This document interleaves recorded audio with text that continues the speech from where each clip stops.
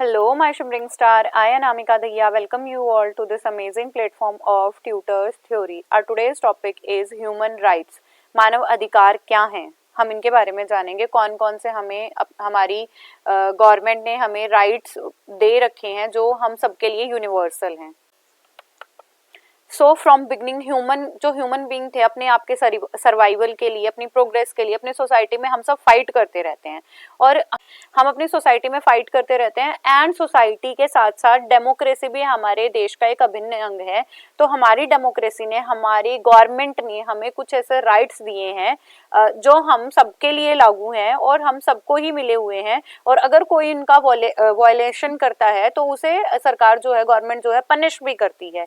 तो हम human rights जो हैं यूनिवर्सल राइट है. सबसे पहली बात, ये हर एक के लिए समान है. मतलब हर एक इससे बिलोंग करते हैं, चाहे वो किसी कास्ट से हो, चाहे किसी रिलीजन से हो, चाहे वो कोई जेंडर का हो या कोई भी इकोनॉमिक स्टेटस हो. और कुछ हमारे ह्यूमन राइट्स तो ऐसे हैं जो किसी नेशन का भी ह्यूमन हो उन सब पे भी लागू होंगे.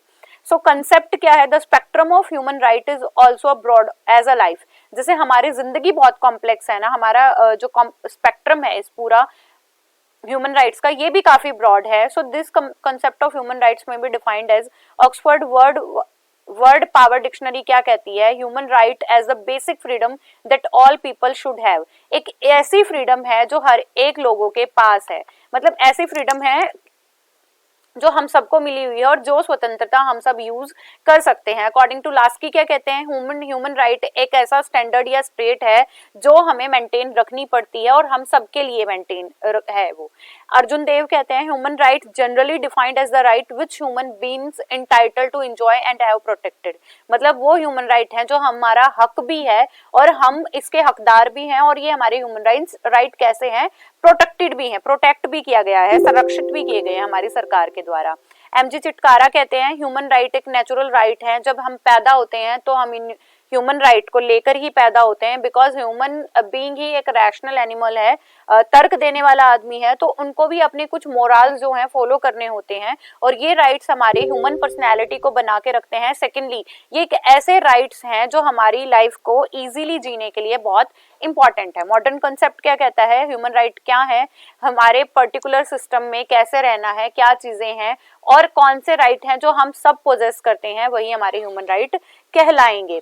Definition of human right as covered under the protection of human right 1993. कब आए थे? 1993 में आए थे.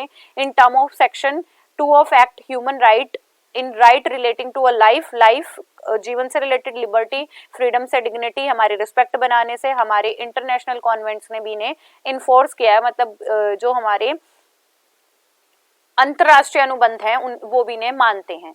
इसके बाद आते हैं ह्यूमन राइट की प्रोटेक्शन की बात. On 8 January 1993 the parliament of India pass the protection right act. 8 जनवरी 1993 में भारत सरकार ने ह्यूमन राइट को प्रोटेक्ट करने के लिए भी एक अलग से एक्ट बनाया है, जिसमें जो भी हमें ह्यूमन राइट मिले हैं उनके अगर कोई वायलेशन कर रहा है तो उसके अगेंस्ट कंप्लेन होगी और हमारे ह्यूमन राइट को प्रिवेंट किया जाएगा. इंटरवीन कर सकते हैं. इंटरवीन करने का मतलब अगर कोई इनका अनुपालन नहीं कर रहा है तो उसे, उसकी जो शिकायतें हैं वो पुलिस स्टेशन में या अदालत में जाके की जा सकती है और अदालत भी इनकी कार्रवाई करेगी, इंटरफेयर करेगी.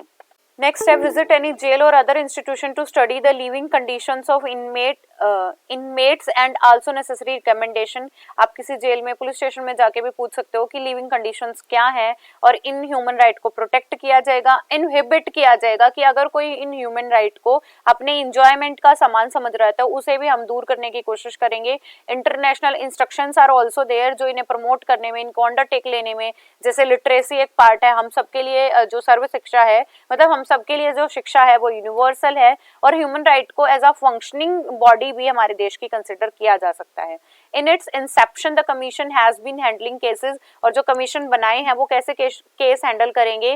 जैसे लेबर का केस हो गया, कस्टडल मतलब कस्टडी में रखेंगे, वायलेशन कोई कर रहा है तो इम्प्रिजनमेंट हो सकती है, जेल जा सकते हैं. और इन जो ह्यूमन राइट्स हैं इनको हर एक स्टेट मानेगा और हर एक कंट्री भी मानेगी और हर एक स्टेट के साथ एक चेयरपर्सन ह्यूमन राइट्स को बनाने के लिए बने हैं और हमारे चीफ जस्टिस भी इन पे काम कर रहे हैं। अगर कोई वायलेशन करता है तो आप उसके खिलाफ केस कर सकते हो और चीफ जस्टिस जो है स्टेट मतलब उसको हाई कोर्ट में केस भी डाल सकते हैं हम। And in addition to chairperson the commission will have the 4 member. और जैसे मैंने कहा कि सारे स्टेट के अंदर एक चेयरपर्सन भी होगा, चेयरपर्सन के साथ उसके 4 मेंबर भी दिए जाएंगे जो ह्यूमन राइट वायलेशन पे काम करेंगे। नेक्स्ट आती है हमारी universal declaration of human right. अब यूडीएचआर बोला जाता है इसे।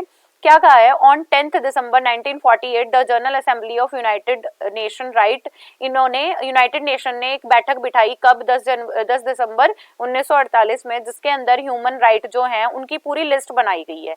मतलब लिस्ट ऑफ ह्यूमन राइट बनाई, उसमें बताया गया कि कैसे आप जो आपको ह्यूमन राइट मिले हैं उसका कितना सिग्निफिकेंस है। आपको world human right day every year 10 दिसंबर को मनाना। इससे भी ये इम्पैक्ट होगा कि हम अपने राइट्स को जान पाएंगे और उस दिन रिकॉग्नाइज करेंगे, ऑब्जर्वेंस होगी, हमारी अवलोकन होगा कि हम कितने इफेक्टिवली अपनी कंट्री में, अपने स्टेट में, अपने डिस्ट्रिक्ट में ह्यूमन राइट्स को मान रहे हैं और क्या चीजें हैं जो अगेंस्ट हैं तो उन्हें कैसे इनहिबिट करना है। Then the declaration comprises 30 article which make of the comprehensive list। इसमें 30 आर्टिकल दिए गए हैं, वो मैं आपको अभी बताऊंगी कि कौन कौन से आर्टिकल हैं जिसके तहत हमें लिबर्टी प्राप्त हुई है। ये आर्टिकल आपको याद ही करने पड़ेंगे। हो सकता है ये आपको काफी डिफिकल्ट लगे क्योंकि ये याद करने वाली चीजें ही हैं। इसमें से फिर भी बहुत सारे ऐसे ह्यूमन राइट हैं जिन्हें आप मोस्ट इंपॉर्टेंट है, जिन्हें आप याद कर सकते हो। नेक्स्ट फर्स्ट आर्टिकल हमारा राइट टू इक्वालिटी, यहाँ पे है आप सबको समानता का अधिकार मिला जाएगा। आर्टिकल 2 फ्रीडम फ्रॉम डिस्क्रिमिनेशन, किसी प्रकार का भेदभाव नहीं होगा। Article 3 life of liberty personal security, मतलब आपके जीवन का, लिबर्टी आपकी स्वतंत्रता का और आप अपनी पर्सनल सिक्योरिटी के लिए भी आपको राइट है। आर्टिकल 4 कहता है फ्रीडम फॉर स्लेवरी, अगर आपको कोई स्लेव बना के रखना चाहता है तो वो भी नहीं कर सकता। Freedom from torture and degrading treatment, अगर आपके साथ कोई बुरा दुर्व्यवहार कर रहा है तो वो भी कोई नहीं कर सकता है। आर्टिकल 6 कहता है the recognition as a person before the law. क्या कह रहे हैं? लॉ के सामने, कानून के सामने सब एक पर्सन ही है, चाहे कोई कितना अमीर है, चाहे उसका कास्ट कौन से, चाहे उसका जेंडर कौन सा है, सब समान है। नेक्स्ट है right to remedy for competent tribunal, जो कॉम्पिटेंट ट्रिब्यूनल है उनका राइट है रेमेडी करना, मतलब ऐसे अगर कोई कार्य कर रहा है उल्टे या फिर जो हमारी सोसाइटी के लिए अच्छे नहीं है तो उनपे कम्पीट कर सकते हैं। Next freedom from the arbitrary arrest और एग्जाइल, मतलब जैसे बिना बात के पकड़ लिया जाता था, जेल में डाल दिया जाता था, तो ऐसा कार्य कोई नहीं कर सकता है। Right to fair public hearing, सबकी हियरिंग होगी। Right for considering innocent until proven guilty, सब इनोसेंट ही माने जाएंगे जब तक कि उनकी सजा, मतलब उनको एज अ कल्प्रिट नहीं मान लिया जाता, प्रूव नहीं किया गया है। Freedom from inference of with privacy family और कॉरेस्पॉन्डेंस, कोई सबको अपनी फैमिली में, अपने कॉरेस्पॉन्डेंस में प्रिवेसी है कि वो अपना जो प्रिवेसी है वो मेंटेन करके रखे, कोई इंटरफेयर नहीं कर सकता है। Right to free movement in and out of the country, ये आर्टिकल 13 कहता है कि आप अपने देश से बाहर भी जा सकते हो और अंदर भी, मतलब अपने देश में भी कभी भी आ सकते हो। आर्टिकल 14 क्या कहता है? Right to asylum in other countries from persecutions. Article 15 हमें क्या मिलता है यहाँ पे दिखाई नहीं दे रहा है, बट आर्टिकल 15 है कि आप किसी भी देश की नेशनैलिटी गेन कर सकते हो। आर्टिकल 16 कहता है right to marriage and family, किसी से भी शादी कर सकते हैं। अपनी प्रॉपर्टी पे आपका राइट है। बिलीफ, आपके रिलीजन आप चूज कर सकते हो, आप अपनी ओपिनियन दे सकते हो, इस चीज का भी पूरा राइट है। पीसफुली आप रह सकते हो। आर्टिकल 21 है पार्टिसिपेशन इन गवर्नमेंट इलेक्शन में आप कर सकते हो, सोशल सिक्योरिटी बना के रख सकते हैं। 23 है डिजायरेबल वर्क, आप अपनी इच्छा के अनुसार अपना कार्य चूज कर सकते हो। राइट टू रेस्ट, आप आराम करने का और लीजर अपने फ्री टाइम को आनंदमय बनाने का भी राइट आपके पास पूरा है। Right to adequate living standard, आप अपने लिविंग स्टैंडर्ड्स बना सकते हो। आर्टिकल 26 राइट टू एजुकेशन है। Article 27 right to participation in cultural life and article 28 है right for the social order and articulates this document. Then 29 है कम्युनिटी ड्यूटी और essential free and full development and article 30 है कि हर एक state भी सबको अपना पर्सन मानेंगे एज अ बिफोर लॉ। ठीक है, नेक्स्ट आता है हमारे राइट ऑफ द चाइल्ड। इसमें क्या है? All the rights granted under the universal declaration of human right, ये भी हमें किसने दिए हैं? Universal declaration of human right ने। In general for the all Indian citizen in particular granted under the constitution are right to the child also, मतलब जैसे हमें ह्यूमन राइट्स मिले हैं वैसे ही बच्चों को भी कुछ राइट्स मिले हैं। इसमें क्या है कि बच्चों को भी कुछ फ्रीडम मिली है ऑन अ लीगल एक्शन और कॉन्स्टिट्यूशन के बेसिस पे। वो क्या, उनके बारे में जानते हैं। On 20th November 1959 the United Nation adopted Declaration of the Right of Child. 48 में तो हमें मिले थे और उसके बाद 59 में बच्चों को भी मिले हैं. इन्होंने 10 प्रिंसिपल्स पे बात की है. वन बाय वन उन प्रिंसिपल्स को देखते हैं. प्रिंसिपल 1 कहता है all children without any exception whatsoever shall be entitled as a right of fourth in the declaration. मतलब बच्चा कोई भी है, कोई एक्सेप्शन नहीं किया जाएगा. दूसरा है सब अपनी स्पेशल प्रोटेक्शन को और फ्रीडम को और डिग्निटी को एंजॉय कर सकते हैं. तीसरा है जो चाइल्ड है shall be entitled from his birth to a name and nationality. जहाँ पे उसका जो जन्म होगा वहीं का उसे नेशनैलिटी मिलेगी. चाइल्ड जो है अपनी सोशल सिक्योरिटी को एंजॉय कर सकते हैं, लाइक न्यूट्रिशन होगी, हाउसिंग की हो गई, रिक्रिएशन की हो गई. फिफ्थ है child who is physically mentally socially handicap, तो उसको स्पेशल ट्रीट किया जाएगा. सिक्स्थ कहता है full and harmonious development personality की बच्चे कर सकते हैं. सेवेंथ है मतलब उन पे ध्यान दिया जाएगा. Child is entitled to receive the education, हर एक बच्चे को free and compulsory education provide होगी. एट्थ कहता है child shall in the circumstances be among to first receive protection and relief, हर एक बच्चे को किसी भी परिस्थिति में सुरक्षा और राहत मिलेगी. प्रिंसिपल 9 कहता है the child shall be protected against all form of neglect, cruelty और एक्सप्लॉयटेशन, मतलब बच्चे की कोई भी उपेक्षा, क्रूरता या शोषण कर रहा है उसे दूर रखा जाएगा. Principle 10th of universal declaration of human right कहते हैं the child shall be protected from the practices which is foster racial religious, मतलब बच्चे के साथ किसी भी प्रकार का भेदभाव हो सकता है, जैसे कोई धार्मिक भेदभाव हो गया या किसी अन्य प्रकार का भेदभाव हो गया तो उसकी भी टॉलरेंस नहीं की जाएगी. लेटर ऑन 1899 में 20th day of November the general assembly of United nation adopted convention on child right. इसके बाद क्या हुआ, 20th डे ऑफ नवंबर को इन्होंने एज अ कन्वेंशन अडॉप्ट कर लिया था. आर्टिकल 28 एंड आर्टिकल 29 एंड 30 में कन्वेंशन प्रोवाइड की एजुकेशन की, कल्चर की और सोशल राइट की. इसके बाद India ratified the convention of 2nd December 1992. India already has adopted in 1947 a national policy of children. मतलब जब देश आजाद हुआ था तो उन्होंने नेशनल पॉलिसी फॉर चिल्ड्रन इस पे भी ले डाउन किया था और एडिक्वेट सर्विसेज प्रोवाइड की थी बच्चों को. बिफोर बर्थ ही ये चीजें बच्चों को प्रोवाइड हो जाती हैं कि वो फिजिकली, मेंटली, सोशली, इमोशनली अपना डेवलपमेंट कर सकते हैं और उन्हें कोई सप्रेस भी नहीं कर पाएगा. इसके बाद है ह्यूमन राइट एजुकेशन. अब ह्यूमन राइट एजुकेशन क्या है, आपको ऐसी एजुकेशन, ऐसी शिक्षा प्रोवाइड की जाए जिसके तहत सभी लोग अवेयर हों कि उनको गवर्नमेंट ने कौन कौन से जो राइट्स हैं वो प्रदान किए हैं और अगर उनका वायलेशन हो रहा है तो वो क्लेम भी कर सकते हैं. So national policy of education 86 में ये स्ट्रांगली फेवर किया गया है कि बच्चों को उनके ह्यूमन राइट्स भी पता चले और जब बच्चे हैं तो उन्हें अपने चाइल्ड राइट्स की भी नॉलेज हो. Then education for human right defined as the education for human right क्या कहती है, it is a training dissemination, मतलब प्रचार प्रसार करना किस चीजों का, building the universal culture human right which means कि हम सबको नॉलेज हो, हम इन चीजों के लिए स्किलफुल हो कि हमें गवर्नमेंट ने कौन कौन सी चीजें, मतलब कौन कौन से अधिकार जो है प्रदान किए हैं. The human right education have 5 dimension, 5 dimension है. सबसे पहली डायमेंशन है ह्यूमन पर्सनैलिटी की रिस्पेक्ट करना और डिग्निटी बना के रखना, मतलब सम्मान बना के रखना. नेक्स्ट है the full development of human personality, सब अपने आप की पर्सनैलिटी को इनहेंस कर सकते हैं और अपना सम्मान भी जो है बना सकते हैं. नेक्स्ट है द प्रमोशन ऑफ अंडरस्टैंडिंग, कौन सी प्रमोशन करनी है अंडरस्टैंडिंग की, tolerance, gender equality, friendship, brotherhood, इन सब की लिंग्विस्टिक ग्रुप्स हैं, इन सब की टॉलरेंस करनी है और इनको बढ़ावा भी देना है.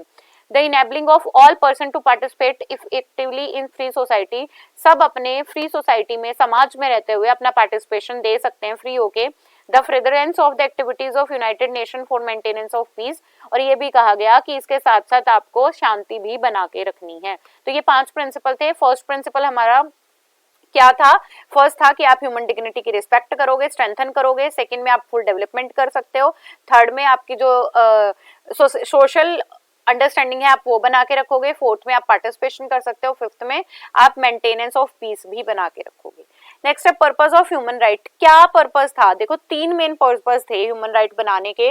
ग्लोबल एजुकेशन, जो वैश्विक रूप से एजुकेशन है वो दी जाए. दूसरा मॉरल एजुकेशन, कौन सी एजुकेशन, नैतिक शिक्षा सबको प्रोवाइड हो. और civic education, social and civic education, मतलब आप समाज के नागरिक की तरह हो तो आपको इन चीजों की भी शिक्षा हो. तो ग्लोबल एजुकेशन का मतलब है कि हम म्यूचुअल रिस्पेक्ट बना के रखें लोगों के बीच में, चाहे वो किसी कल्चर से हैं, चाहे किसी सिविलाइजेशन से हैं, क्या वो इंटरनेशनली हैं, मतलब इंटरनेशनली वो इंटरनेशन एक देश से दूसरे देश में मूव कर रहे हैं, ग्लोबली मूव कर रहे हैं, तो भी हमें उनकी रिस्पेक्ट बना के रखनी है. तो ये ग्लोबल एजुकेशन थी.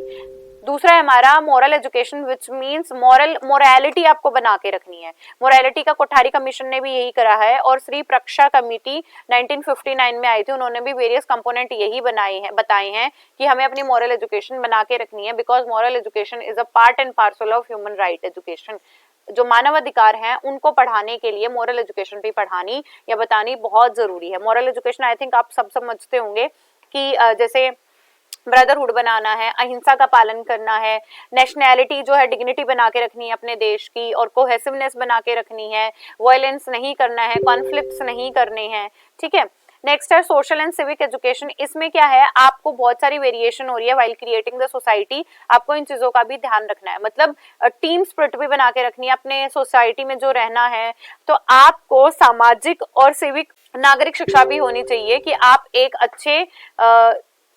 अच्छे नागरिक, देश के सिविलाइज्ड पर्सन कैसे बन सकते हो। नेक्स्ट आते हैं guideline for human right. Guideline क्या है? फर्स्ट गाइडलाइन है टीच करो पहले सबको, प्राइमरी स्कूल से ही आपको ये शिक्षा मिल जानी चाहिए कि आपके मानव अधिकार क्या हैं। दूसरा, टॉट इफेक्टिवली कि सब पार्टिसिपेट करें, ऐसे पढ़ाया जाए, ऐसे बताया जाए कि सबका पार्टिसिपेशन इक्वल हो। फीलिंग टू टच अपॉन सब, मतलब फीलिंग टू टच, एजुकेशन को बनाए रखने की फीलिंग सब में आए। Human right education should deal with the economic, आर्थिक, सोशल, सामाजिक और कल्चरल राइट भी बना रहे और पॉलिटिकल राइट भी बने रहे। मतलब आप कभी भी इलेक्शन लड़ सकते हो, पॉलिटिकल राइट में आपको वोट देने का राइट भी है, ठीक है।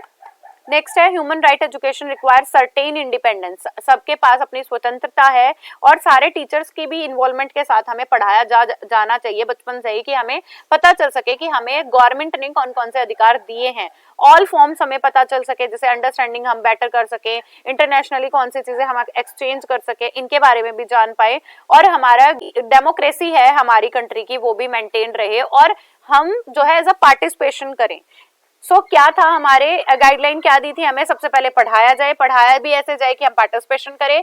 तीसरा, वी फीलिंग हमें लानी है। चौथा, हमें सारे राइट, पॉलिटिकल, सोशल, इमोशनल जो भी राइट्स हमें वो मिले। फिफ्थ ये है आपको teachers are independent to teach the right. Fifth ये है कि आपको इंटरनेशनली कुछ चीजें एक्सचेंज करनी है तो आप कर सकते हो, उसके बारे में भी आपको अंडरस्टैंडिंग होनी चाहिए कि हम कौन कौन सी चीजें कर सकते हैं और कैसे we can form the contact. Sixth ये था कि गो इन हैंड इन हैंड, मतलब हमें बिल्कुल हाथों में हाथ डाल के बढ़ावा देना है डेमोक्रेसी को। नेक्स्ट आता है हमारा national commission for protection of child right. अब हमारे देश ने राष्ट्रीय बाल अधिकार संरक्षण आयोग भी बनाया है, द एनसीपीसीआर बोला जाता है। बहुत बार क्वेश्चन ऐसे ही पूछ लिया गया, what do you mean by NCPCR, तो आपको इसकी फुल फॉर्म भी पता होनी चाहिए। National commission for protection of child right, national commission for protection of child rights, NCPCR बोला जाएगा। कब इसका एस्टेब्लिशमेंट हुई थी? 2007 में। और यहाँ पे बच्चों के जो राइट्स है उनको प्रोटेक्ट करने की बात हुई गई। तो under the commission of protection of child right act 2005 and act of parliament, ये एक्ट कब आया था? दिसंबर 2005 में आया था। The commission mandate to ensure all the law, policies, programme and administrative mechanism consonance with the child right perspective as enshrined in a constitution and elects the UN convention on the right of the child. The child is defined as the person of 0 to 18। आप कहोगे ma'am ये क्या था इतना बड़ा? देखो यहाँ मैं क्या कह रही हूँ कि जब हमारे गवर्नमेंट पार्लियामेंट में कमीशन आया तो उसमें ये कहा गया कि जितने भी लॉ हैं या कोई पॉलिसी है, कोई रिकमेंडेशन है, कोई कमीशन है या कोई कमेटी बन रही है, या यूएन की कन्वेंशन की बात करूं तो उन्होंने जो भी अधिकार हमें दिए हैं उन अधिकारों को प्रोटेक्ट भी करना हमारे सरकार की ही जिम्मेदारी है। इस कमीशन ने क्या विजुअलाइज किया कि अगर हमारी कोई भी नेशनल पॉलिसी या प्रोग्राम बनता है तो हम कैसे उसकी बाइफर्केशन कर देंगे, स्टेट को दे देंगे, स्टेट डिस्ट्रिक्ट को दे देगा, डिस्ट्रिक्ट ब्लॉक लेवल पे दे देंगे, और ब्लॉक लेवल हर एक रीजन को स्ट्रेंथन अप करने की कोशिश करेंगे, और अपने ग्राउंड लेवल पे जाके if there is a violation तो आप उसे हटाने की कोशिश करोगे। और ये रोल किसका है? हमारे स्टेट का भी है, डिस्ट्रिक्ट गवर्नमेंट का भी, सेंट्रल गवर्नमेंट का भी है। और यहाँ पे सोशल कंसर्न ये है आपका कि बच्चों की वेलबींग को बना के रखा जाए। National commission of protection NCPCR emphasise क्या करता है? यूनिवर्सलिटी, मतलब सार्वभौमिक है, सबके लिए है। इनवॉयलेटेबल विच मीन्स आप इनका इनवॉयलेंस नहीं कर सके, इनका अनुलंघन नहीं कर सकते, उल्लंघन नहीं कर सकते सॉरी। और हमारे बच्चे जो हैं किसकी कैटेगरी में आएंगे, मतलब 0 से 18 साल के जो हैं इस कैटेगरी में आएंगे। और एनसीपीसीआर ये बिलीव करता है कि कोई भी फैलेसी ना हो, कोई भी झूठी चीजें ना दिखाई जाए, और कुछ भी अगर वनरेबल चीजें हो रही हैं जो नहीं होनी चाहिए उनको आप रिमूव करने की कोशिश करोगे। So our target age group क्या है इसमें, 0 से 18 साल के बच्चे। और इसमें और चीजें क्या बताई गई हैं, चाइल्ड राइट को प्रोटेक्शन किया जाएगा, टारगेट किया जाएगा जो वायलेंस हो रही है, और बच्चों को जितने भी राइट्स मिले हैं बच्चों को अवेयर भी कराया जाएगा। Likewise for the commission every right the child enjoy issue, मतलब चाइल्ड अपनी ग्रेडेशन पे इश्यू कर सकते हैं, अपनी वॉइस उठा सकते हैं। और इस कमीशन के अंडर ये भी है कि एवरी चाइल्ड इज इक्वल, तो सबको इंपॉर्टेंस भी इक्वल ही मिलेगी। सो मैंने आपको अब तक क्या बताया चाइल्ड राइट के under. National commission for NCPCR ने सबसे पहले लॉ पॉलिसी कमीशन या कुछ भी ऐसी चीजें जो हैं बन रही हैं उनको प्रोटेक्ट करने का काम करेगा। टारगेटेड ग्रुप 0 से 18 था। और कैसे बाइफिकेशन हुई है, national government, national state, state ने डिस्ट्रिक्ट ने ब्लॉक, और ब्लॉक ने अपने रीजन्स को प्रोवाइड कर दिया गया और डिसेंट्रलाइजेशन किया गया है। मतलब एक ही गढ़ नहीं रहा है कि यहाँ से जाके आपके एक्शन प्रोटेक्ट हो रहे हैं, आप किसी भी गवर्नमेंट से, स्टेट गवर्नमेंट से भी बात कर सकते हो। एंड द सोशल कंसर्न जो था, हमारे बच्चे थे जिनकी भलाई के लिए काम हुआ था। और एनसीपीसीआर ये बिलीव करता है there will be the no fallacy, आप कोई भी गलत चीजें नहीं बता सकते, और अगर गलती कहीं हो रही है तो टारगेटेड ग्रुप की जो भी कैटेगरीज हैं उनको रिमूव करने की कोशिश की जाएगी। और ये कहता है कि हमें ऐसा एटमॉस्फेयर, ऐसा वातावरण बनाना है बच्चों के लिए जिसमें वो अपने राइट्स को विजिबली जाने, और जानने के साथ साथ अपने अगर कोई मिस्टेक्स हो रही है तो उसमें इंटरवेंशन गवर्नमेंट भी कर सकती है, और स्टेट गवर्नमेंट और नेशनल गवर्नमेंट दोनों कर सकते हैं। फंक्शन क्या है, एग्जामिन और रिव्यू करना, पहले देखना और रिव्यू भी करना कि सेफगार्ड बच्चों के लिए हो रहे हैं नहीं हो रहे हैं। सेंट्रल गवर्नमेंट को प्रेजेंट रहना, वहां पे वर्किंग स्कीम देखनी है, वायलेशन को दूर करना है, और उन फैक्टर्स पे बात करनी है जैसे जो चाइल्ड बच्चे अफेक्टेड है किससे, टेररिज्म से, कम्युनल वायलेंस या डोमेस्टिक वायलेंस या इमोशनल टॉर्चर हुआ है, माल एडजस्टमेंट हुई है बच्चे का, तो उसके लिए प्रॉपर रेमेडियल मेजर बच्चे को प्रोवाइड किए जाएंगे। देन अगर कोई भी ऐसा मैटर है जैसे मार्जिनलाइज्ड चाइल्ड है जो बहुत दूर रहते हैं, जो शिक्षा तक आ ही नहीं सकते हैं, कोई कॉन्फ्लिक्ट हो गया, या जुवेनाइल्स हैं, जुवेनाइल्स होते हैं जो 18 साल से कम के बच्चे हैं, उन्होंने कोई अपराध कर दिया है तो उसको जुवेनाइल की कैटेगरी में डाला जाएगा, और उनके लिए स्पेशल, मतलब there is an punishment kind of, but वहां पे सुधार गृह में उन्हें रखा जाता है। 6 कह रहे हैं it is a treaty other and another international instrument undertake the periodically review, मतलब आप गवर्नमेंट जो है पीरियोडिकली रिव्यू करा सकते हो, वीक्स में, मंथ्स में, ईयर्स में, जो प्रमोट करती हैं ये जो रिसर्चेस इनके ऊपर हुई है वो ठीक है या नहीं है। सो आपको अवेलेबल कराने मीन्स जिससे ये क्या हो सके, बेटर हो सके, आपको रिव्यू करना है, पब्लिकेशन करा सकते हो, री इन्फॉर्मेशन दे सकते हो, री इंक्वायरी कर सकते हो, और सो मोटो निकालना है, विच मीन्स हमें एक नोटिस निकाल देना है अगर कोई भी वायलेशन हो रही है। नो इम्प्लीमेंटेशन लॉ, अगर बच्चों की इम्प्लीमेंटेशन नहीं हो रही तो उसको कैसे प्रोटेक्ट किया जाए उस पर ध्यान रखना है। नॉन कंपाइलेशन ऑफ पॉलिसी, मतलब कोई से कंपाइल नहीं कर सकता है, सारे बच्चों को रिलीफ मिलेगी।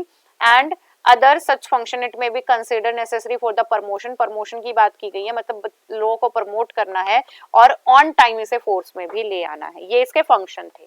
ठीक है, नेक्स्ट आते हैं Delhi commission for protection of child right, DCPCR. NCPCR तो नेशनल कमीशन था और डीसीपीसीआर कौन सा है, दिल्ली ने, जो पर्टिकुलर दिल्ली ने अपने कार्य किए हैं। The Delhi commission of protection of child right DCPCR has been constituted under the commission of protection for child. यहाँ पे भी किसकी बात हो रही है, बच्चों के अधिकार की बात हो रही है। और ये कब आया था, notification issued by government NCT Delhi 7 जुलाई 2008 को, ये डेट भी आपको याद रखनी है। 6 मेंबर थे इस कमेटी में और 1 चेयरपर्सन थे। एंड इन्होंने फंक्शन क्या बताए थे, इम्पावर किया था, देखो बहुत सिमिलर फंक्शन है इसके भी, इन्होंने इम्पावर किया था, या कोई कंप्लेंट आई थी या नॉन इम्प्लीमेंटेशन हो रहा था तो उस पर ध्यान दिया गया था। और इसके बाद the commission is actively effectively monitor कर रहे हैं, बच्चों को रेस्क्यू कर रहे हैं, बच्चे अगर कहीं फंस गए हैं, राइट टू एजुकेशन उन्हें दी जा रही है, मेडिकल क्राइसिस में है तो मेडिकेशन उन्हें प्रोवाइड की जा रही है। मतलब यहाँ पे चाइल्ड ट्रैफिकिंग नहीं हो, कहीं चाइल्ड ट्रैफिकिंग हो रही है, सेक्सुअल अब्यूज है, चाइल्ड लेबर हो रहा है, तो इनको यहाँ से रिमूव करने का काम है। और टाइम टाइम पे सर्वे भी करते रहना है, और इफेक्टिवली इन्होंने प्रोटेक्ट करने की कोशिश की थी। Then the Delhi Commission for Protection of Child under the Commission Protection of Child is mandated. क्या चीजें मैंडेटरी की हैं इन्होंने, टू लुक द कंप्लेंट्स देखने and to take suo motu notice, मतलब यहाँ पे स्वतः आप नोटिस भी निकाल सकते हो। और उसके बाद इन केसेस वायलेंस, अगर कहीं पे वायलेंस हो रही है तो वी कैन टेक, मतलब government can take the legal actions, review किया जाएगा, अमेंडमेंट्स बनाए जाएंगे और कहीं मॉनिटर भी किया जाएगा कि हर जगह ये चीजें इम्प्लांट हो रही है या नहीं हो रही है। यहाँ पे मॉनिटर करने से मतलब ये है कि आप कहीं जाओ, मतलब एज अ लीगल आप ऑफिसर हो, आप कहीं जाओ, बच्चे कोई चाइल्ड लेबर तो नहीं हो रहा है, ऐसी चीजों को मॉनिटर करोगे, एग्जामिन करोगे, उसके कॉज ढूंढेंगे, अगर जुवेनाइल है बच्चा तो उसे कस्टोडियल होम में रखा जाएगा। ये सारी चीजों को प्रोटेक्ट करना है। नेक्स्ट आते हैं फंक्शन क्या थे, सेफगार्ड बनाना है बच्चों के लिए, प्रोटेक्शन बनाना है, इनिटेशन प्रोसीडिंग करोगे, अगर कोई इनिशिएट करना है कहीं से आपको एक्ट को तो वहां से प्रोसीड करेंगे हम, और रिव्यू ऑफ ट्रीटीज, मतलब समीक्षा करते रहोगे ऑन टाइम, बच्चे के इंटरेस्ट की चीजें देखेंगे, लिटरेसी बना के रखेंगे एंड चाइल्ड को अवेयर किया जाएगा by public media, by seminar, debate, safeguard. इसके बाद जो जुवेनाइल्स हैं उन्हें कस्टडी में रखा जाएगा, रेजिडेंशियल चीजें उन्हें दी जाती है, मतलब वहीं पे बच्चे रहेंगे और वहीं पे मतलब अपने जब तक वो कस्टडी के अंदर हैं तब तक बच्चों को वहीं प्रॉपर केयर दी जाएगी, मॉनिटर किया जाएगा, राइट टू एजुकेशन इम्प्लांट होगी, free and compulsory education implant होगी। बच्चे अगर किसी भी चाइल्ड ट्रैफिकिंग में अब्यूज में किसी तरह से फंस गए हैं तो रिहैब कराया जाएगा उन्हें, मतलब पुनर्वास किया जाएगा उनका। और इसके ये भी फंक्शन है कि कुछ चीजें इंसिडेंटल भी होती हैं तो उनको भी रिमूवल की कोशिश की जाएगी। The commission has all power the civil government with respect to the following matter, किन किन पावर पे है, सम्मन दे सकते हैं, इन्फोर्स कर सकते हैं कि बच्चा पूरी अटेंडेंस के साथ आए और जो पर्सन इस चीज को एग्जामिन कर रहा है वो भी पूरा अटेंटिव हो गए इन चीजों को करे, एविडेंस और एफिडेविट्स आप कलेक्ट कर सकते हो, requesting on the public demand या पब्लिक रिकॉर्ड पे आपको वो चीजें कोर्ट या ऑफिस के तहत दिखानी पड़ेंगी, कमीशन आपको बार बार एग्जामिन कर सकता है, विटनेस ढूंढ सकते हैं अगर कुछ भी है ऐसा, मतलब जहाँ पे वायलेशन हुई है, और मजिस्ट्रेट वगैरह है वो ये उनकी ज्यूरिसडिक्शन के अंडर आएगा। On completion of inquiry the commission has the powers to take following action, क्या क्या एक्शन ले सकते हैं, to recommend the consent government for initiation of proceeding prosecution और अदर सुटेबल एक्शन और फाइंडिंग वायलेशन, मतलब कोई भी सुटेबल एक्शन जो लॉ के अंडर आते हैं वो आप उठा सकते हैं। सेकंड है to approach the supreme court और हाई कोर्ट या दिल्ली में जो है आप उन्हें अप्रोच कर सकते हो। चार्टर क्या था, चार्टर एक टाइप की स्टेटमेंट होती है, इन्होंने क्या कहा, इंडिविजुअली भी आप जा सकते हो और ऑर्गेनाइजेशनल रूप से भी एनजीओ के तहत भी आप जा सकते हो। रिगार्डिंग अबव कमीशन क्या पावर्स हैं, तो ये मैंने आपको बता ही दी है कि समनिंग और इन्फोर्स कर सकते हो, एविडेंस और एफिडेविट्स ले सकते हैं, पब्लिक रिकॉर्ड पे आपको कॉपी दिखानी होगी, टाइम पे रिव्यू कर सकते हैं, मजिस्ट्रेट्स की ज्यूरिसडिक्शन के अंडर आएगा। नेक्स्ट है on completion of inquiry the commission has the power, अगर इंक्वायरी हो गई है तो क्या पावर है, तो इसमें क्या पावर है कि आपके पास क्या पावर है कि लॉ के तहत जो गवर्नमेंट है वो स्टेप उठा सकती है, नेसेसरी जो भी स्टेप होंगे, विक्टिम्स अगर बच्चा है तो वो जुवेनाइल में चला जाएगा, बड़ा है तो आप उसके खिलाफ कार्रवाई कर सकते हो, और कंसीडर जो भी कंसीडर करने लायक स्टेप्स हैं वो गवर्नमेंट के एज अ एम्प्लॉय आपको करने होंगे, मतलब we have to take the legal action. So इसमें हमने ह्यूमन राइट के बारे में पढ़ा, मैंने आपको 30 राइट्स बताए हैं, उसके साथ साथ मैंने आपको चाइल्ड राइट भी बताए, देन एनसीपीसीआर के बारे में मैंने आपको बताया, उसके बाद डीसीपीसीआर के बारे में बताया है, and the function and kind of functioning of these two are quite same. तो आपको ये ध्यान रखना है, एक तो डेट्स आप ध्यान रखोगे, फुल फॉर्म ध्यान रखोगे, एंड एनसीपीसीआर और डीसीपीसीआर तो बहुत इंपॉर्टेंट है, यूनिवर्सल डिक्लेरेशन ने क्या चीजें कही हैं, और जो हमारे मोस्ट इंपॉर्टेंट राइट्स हैं, एटलीस्ट 7 राइट्स को आप लर्न कर लीजिए। So it is all about our today's topic, keep going, keep growing and keep learning my dear students. Bye bye, take care.